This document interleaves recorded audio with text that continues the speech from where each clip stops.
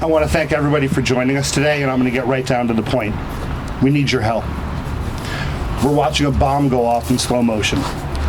First, a public health crisis, more serious than any in our lifetimes. Second, though, is the economic crisis that we are watching unfold. And in many ways, it may be worse and it may affect more people. I don't mean to downplay the seriousness of the virus itself. It's an illness that is like playing Russian roulette for the elderly and the infirmed.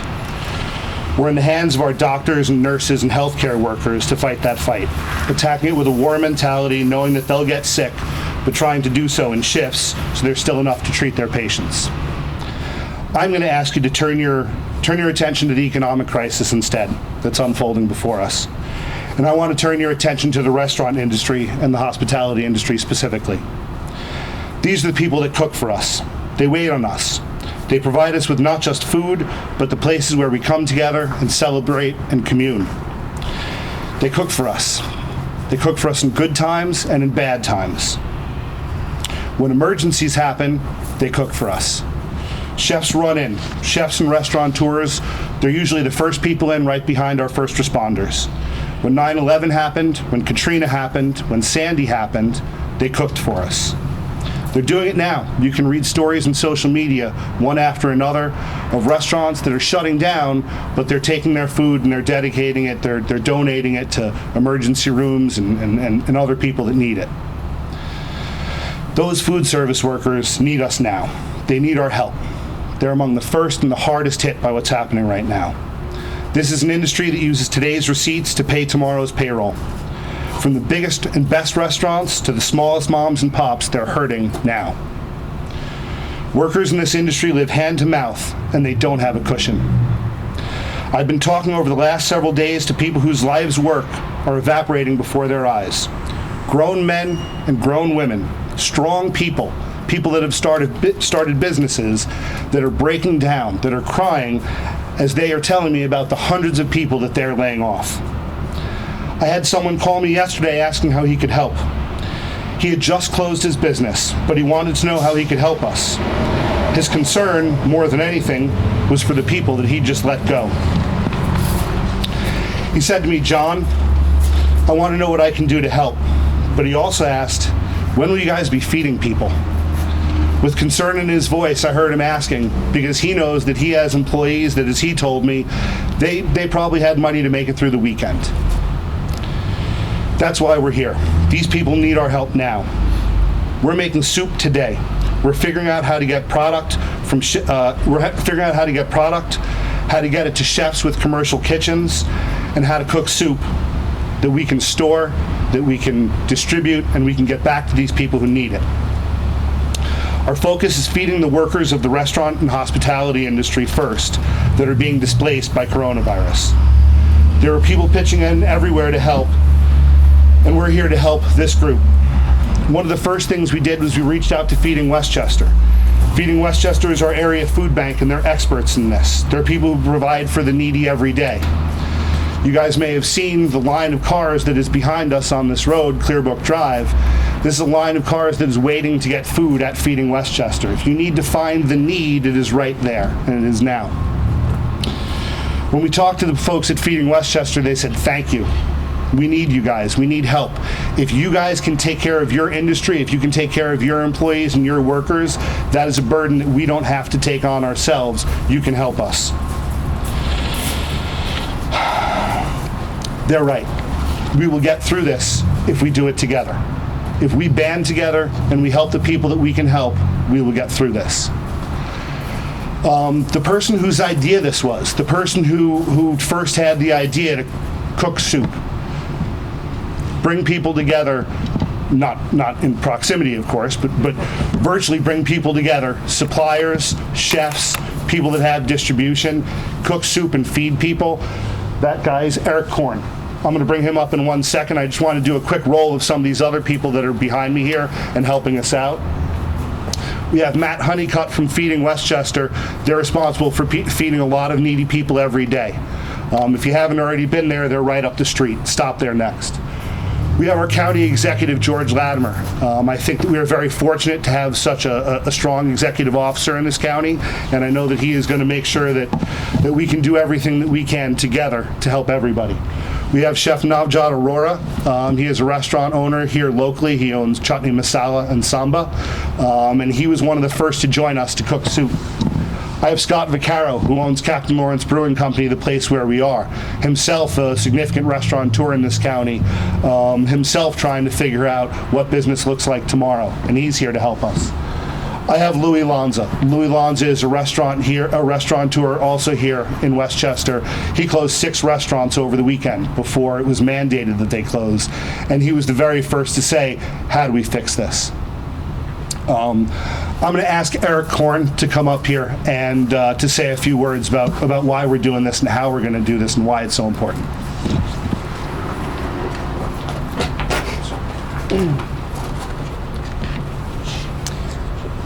So I was asked why we're cooking soup. Soup's a hug. It's nourishment. It's what we all need right now. It's important.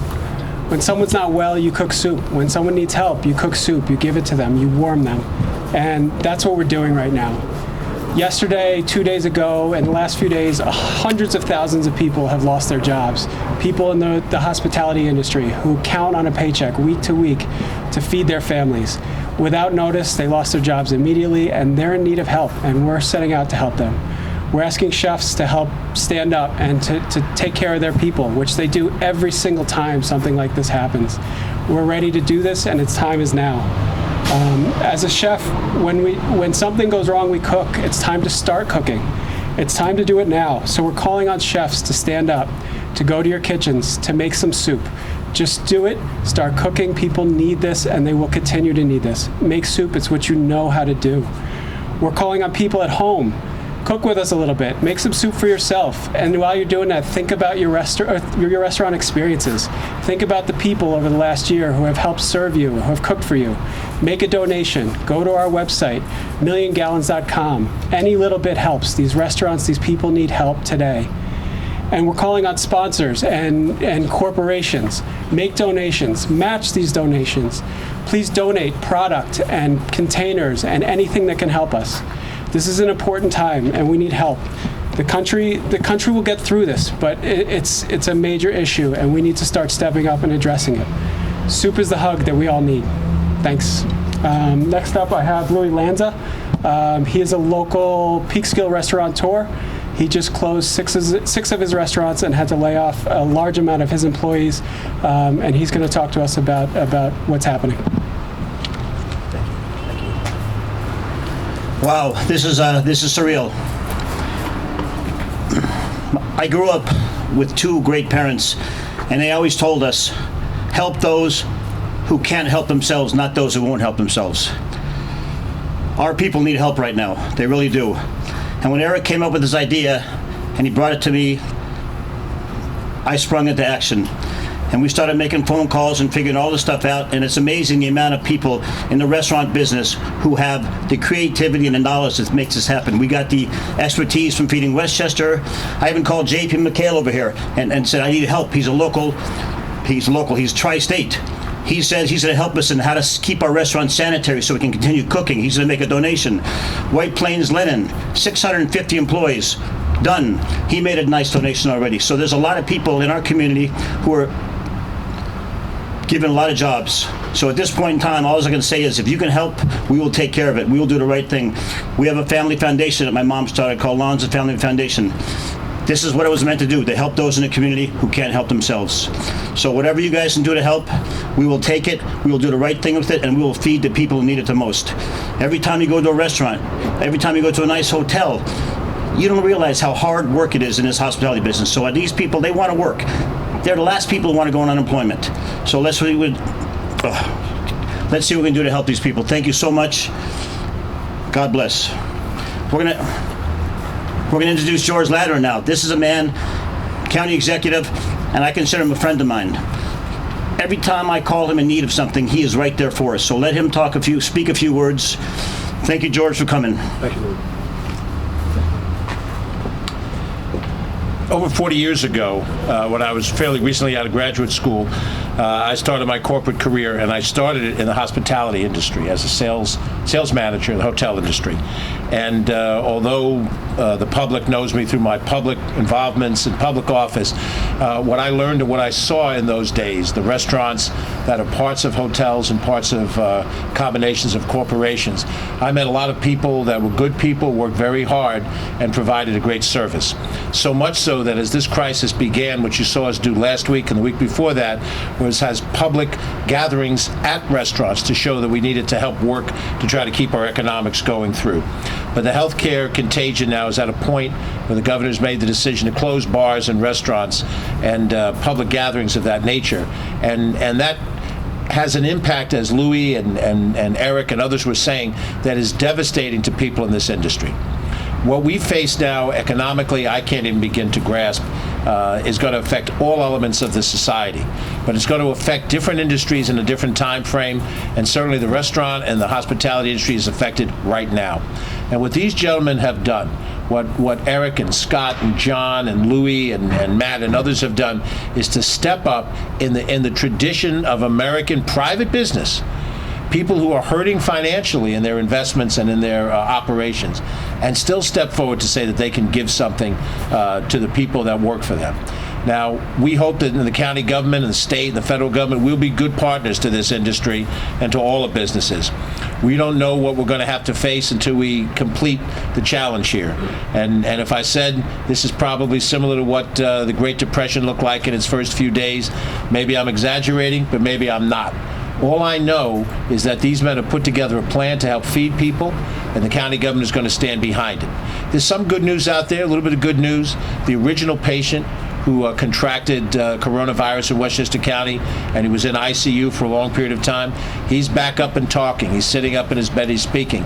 It gives us hope that we can get through this. And we're Americans, we're confident people. Even when we're nervous, we still can get through this, as the last couple of speakers have said. But we won't get through this alone. We won't get through this having arguments in politics and all that other stuff.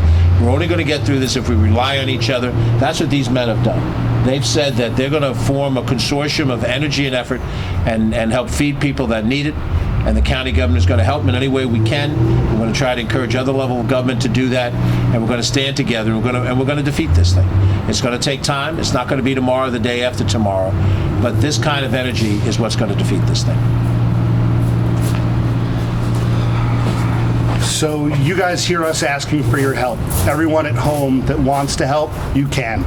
If you are a chef, we're asking you to cook. If you are a corporate entity in food service, if you have product, if you have supplies, if you have quart containers, you can help. If you are an individual and you want to make a donation, you can help. In any of these cases, go to www.milliongallons.com. That's milliongallons with an S.com, and see what you can do to help there. I want to introduce one more person who's here to help with us. He's similar to I'm not a restaurateur. I'm not a chef. I can't even cook soup. But I've worked with hospitality all my life.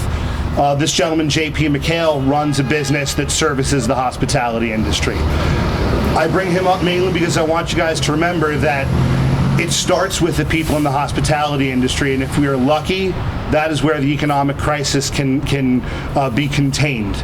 But there are a lot of businesses that rely on the hospitality industry, and we're next. So if you guys don't think that it affects you at home, I won't be so naive. You know that we are all next, and it's going to affect all of us. Let's start with the chefs and the people that have cooked for us all this time, because we're going to be in their hands again any minute, and we're going to need them to cook for us when we're hungry in just a second if things go that way.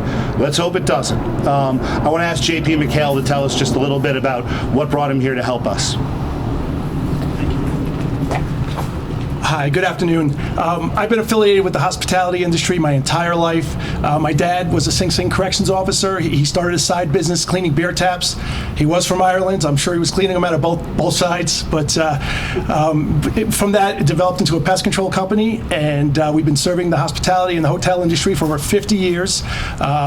protecting their brand and reputation. When I was asked to get involved with this, without hesitation, it's a great industry. I have so many close friends and relationships in this industry, and JP McHale Pest Management is standing by. We're currently offering disinfecting and sanitation services to shelters or anything that may be in need as a charity.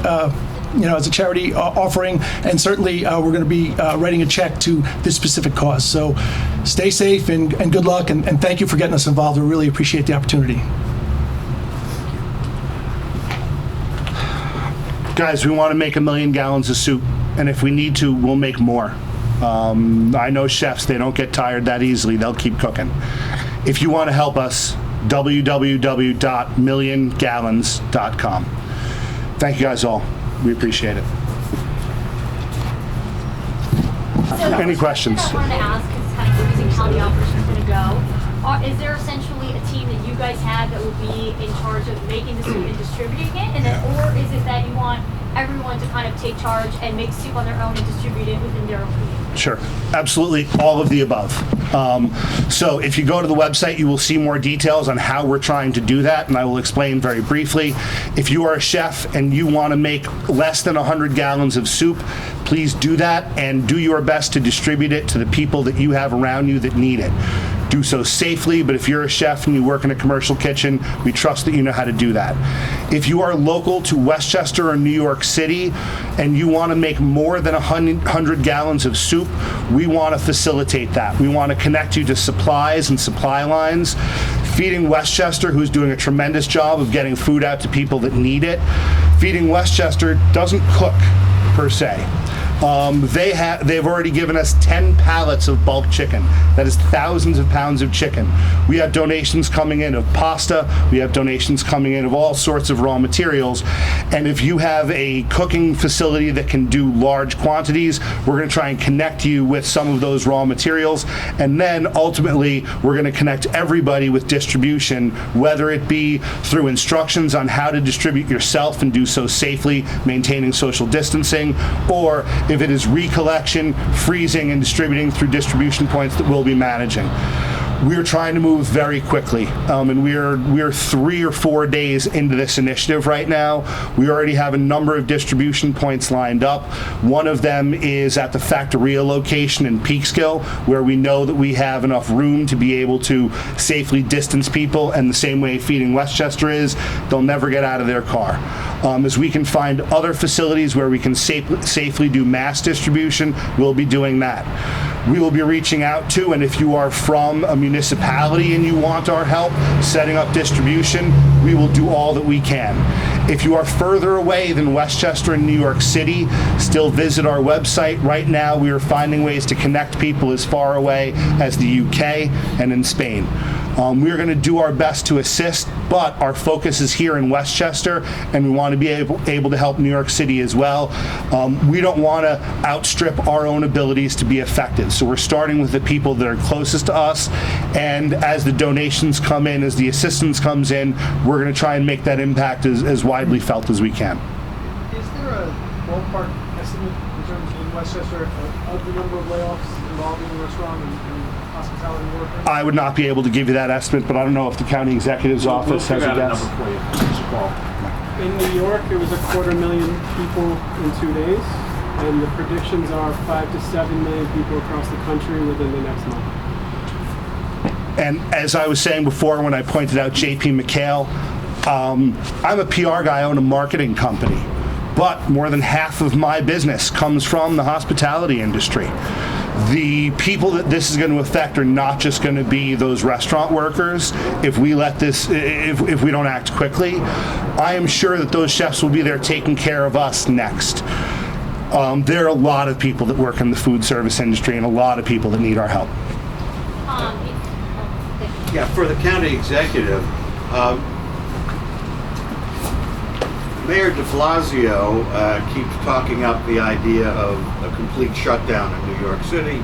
Governor Cuomo again this morning said, no, that's not on my bill of fare, and yet Cuomo cut back to 25% the number of workers who are now allowed to go into offices. Where do you stand? Where does Westchester County stand on this? And What do First you of all, see? the governor's executive order from 2 days ago made sure that all of us local officials, Mayor of New York, myself, county executives, local town supervisors, all understood that the decision, if it's made, is going to be made out of Albany by the governor, and that he is talking right now with the governors of Connecticut, New Jersey, and Pennsylvania, so that any action that's taken is a regional action.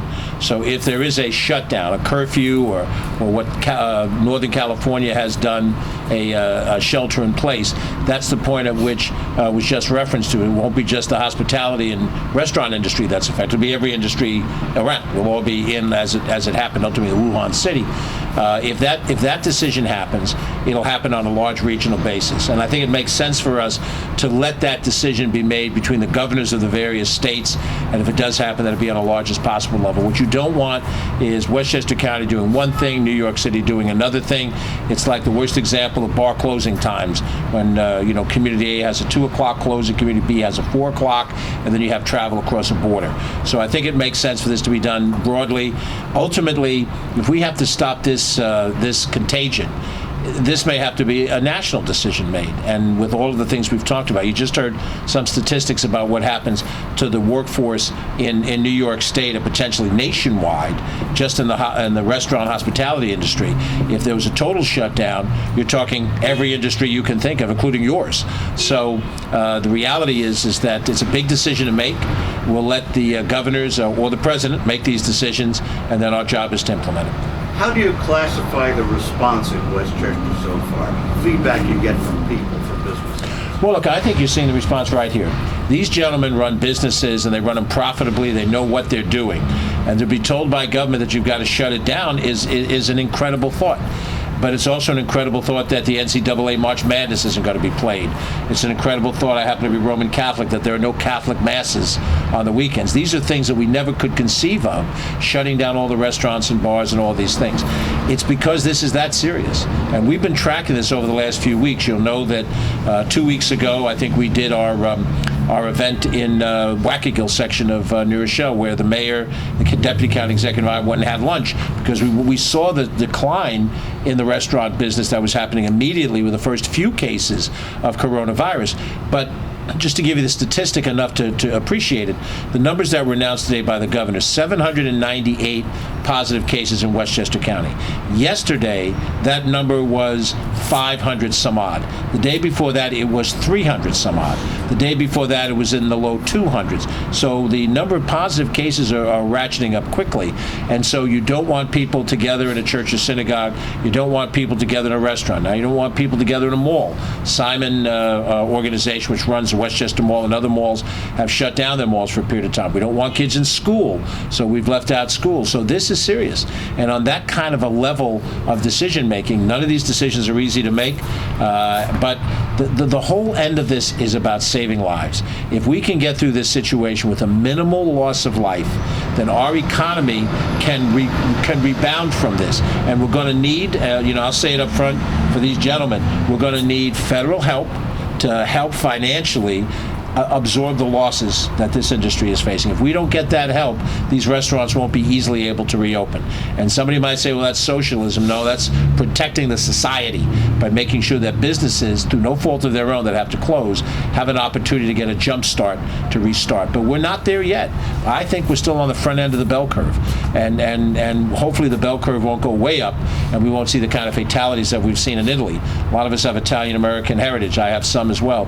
What's happening there is an utter tragedy, and we have to do everything we can to make sure that doesn't happen here.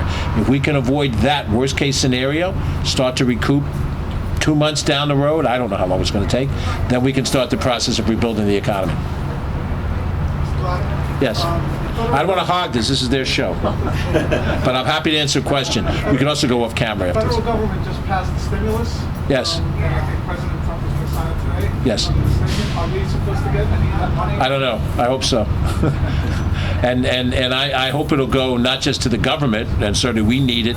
We have dropping revenues and rising costs, but I hope that stimulus will find its way to small businesses and to individuals, because those individuals are worried about how they're going to pay their rent or mortgage payment. Those small businesses who've laid people off, they can go a certain amount of time before they lose the totality of their business, and they need to see some of that stimulus money as well. Our government can't succeed if the individual and the small business can't succeed. It's got to be a team effort of revitalizing the economy. I'm going to step back. If anybody else wants to talk to me about governmental stuff, we'll do that off to the side. So I had another question about this whole operation. So Yes. typically we think of soup and served warm. So are these distributions going to be kind of on like a rolling basis? I'm sorry, say again. And so when you think of soup, you think of it being Understood. served warm, right? So is this going to be something you'll be doing on a rolling basis, or how's that going to work?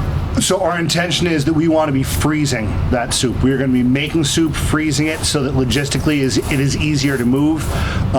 In places where we can get it out to people while it is still fresh and it does need to be frozen, we'll be doing that. But the intention for us is to be able to make a large amount of soup in larger facilities that can do so, and freeze it there so that we can distribute it frozen, and it'll be able to be used by people safely. They can reheat it, boil it, and they're good to go. Any other questions? Since John can't cook, I'll take care of the food stuff because I'm a chef. But so soup. The good thing about soup, it cooks easily. You can bring it down to temperature. You can get 7 to 14 days out of soup if it's handled properly. So we're not worried about that right now. We can freeze right now, but if everything hits the fan, we'll be making soup faster than we can use it. So we're not. It'll be delivered safely to the individual. Do you know how big those containers will be? We'll do 1-quart containers. We'll have a formula where if it's a family of 4, we'll have a dry goods package, X amount of quarts of soup. They'll pull up, we'll get it in their car. We'll have a registration process for all the food service workers. If we have extra food, we'll take care of whoever needs the food. But our first priority will be hospitality and food service workers. How long can you actually sustain the soup drive, or is it too early to tell right now? Well, we started off with My Family Foundation put $100,000 in. Other people are already putting money in. As long as we have money to pay for some of the staff, I think a lot of products will come free. So as long as we can get these unemployed workers to come back in, volunteer their time, give them a little stipend, we can keep on going for a long time. Where's the soup going to be made? Is any of it being made here? Well, we just found out that Mr. Vaccaro has a 1,400-gallon beer kettle that the county executive just said we can use for food service. So he could be making a lot of broth here. Right down the street, we have lots of food from Feeding Westchester, so Scott's in trouble now. He's going to be no more IPAs. It'll be chicken broth and beef bone broth. Have you started already making this soup? Yes, we're making soup right now at the Factoria. He's making soup. Yes, there's probably a half dozen to 10 restaurants already making soup and getting it frozen. We're looking for freezer space right now, since we don't have the demand for the food. And I can tell you we are starting to see that demand. On the website, there are forms not only for people that want to help, but for people that have need. If you go again to www.milliongallons.com, there is a form there for people who are in need. And I've been watching the emails start to come in this morning from restaurant industry people who do want food, who do need food. So the need is beginning now. If you guys have any questions about where we might be able to see food getting made, where it is getting made, happy to share that information. We will also be putting up on the website additional instructions on how you can help and who some of the folks are that are helping. Any other questions? Guys, thank you all very much for coming. We appreciate it very much.